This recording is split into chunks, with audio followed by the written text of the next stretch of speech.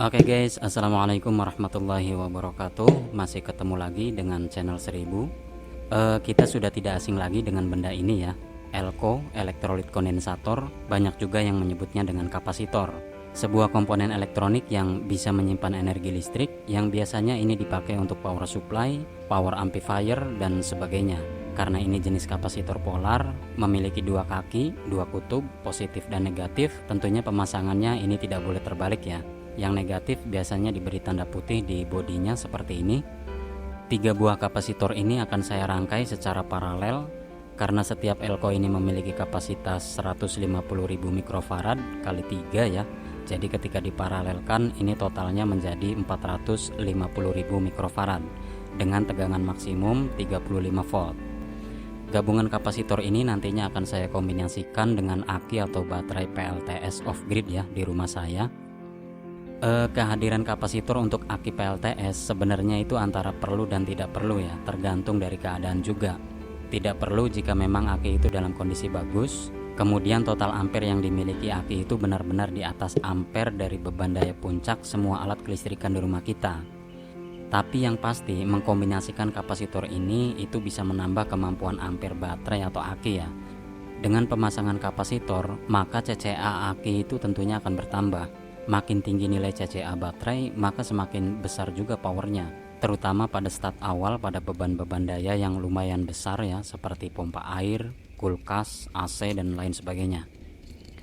Nah, hentakan running awal ini bisa sangat menguras tenaga aki tentunya ya. Penggunaan kapasitor ini akan sangat terasa sekali manfaatnya jika kondisi aki itu sudah mulai tua ya, dimana kemampuan ampere aki itu sudah mulai turun.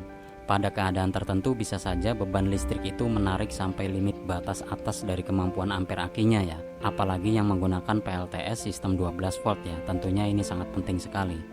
Dengan adanya kapasitor ini, maka setiap ada beban daya yang sangat besar pada running awal ini akan dibantu oleh kapasitor ya. Kapasitor akan mampu mengirimkan muatan listriknya dengan sangat cepat dengan ampere sesuai dari karakteristik elko-nya juga ya. Ciri mudahnya untuk melihat kemampuan ampere elko itu bisa dilihat dari terminal atau kaki-kakinya ini ya.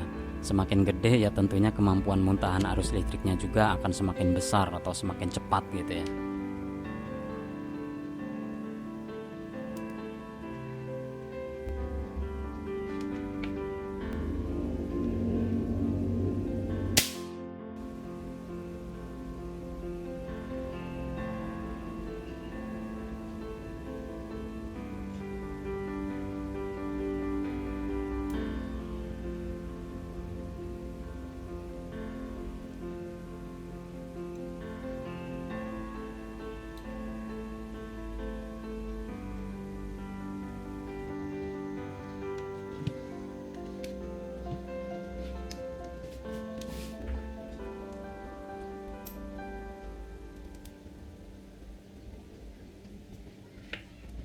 Untuk merangkainya kita usahakan gunakan kabel penghubung dengan ukuran besar ya, murni tembaga, agar muatan listrik yang tersimpan dari elko ini tidak terhambat.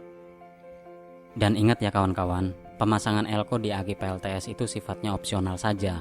Kalau ada ya dipasang, kalau nggak ada ya jangan maksa. Syukur-syukur kalau bisa kita gunakan super kapasitor atau ultra kapasitor ya, itu lebih jos sebenarnya. Tapi memang harganya lebih mahal gitu guys ya.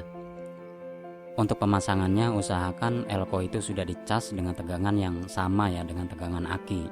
Ini dilakukan agar tidak timbul percikan api. Mudah-mudahan dengan penambahan elko di aki PLTS ini bisa menjaga agar aki itu tetap awet ya. Artinya tidak rusak sebelum waktunya.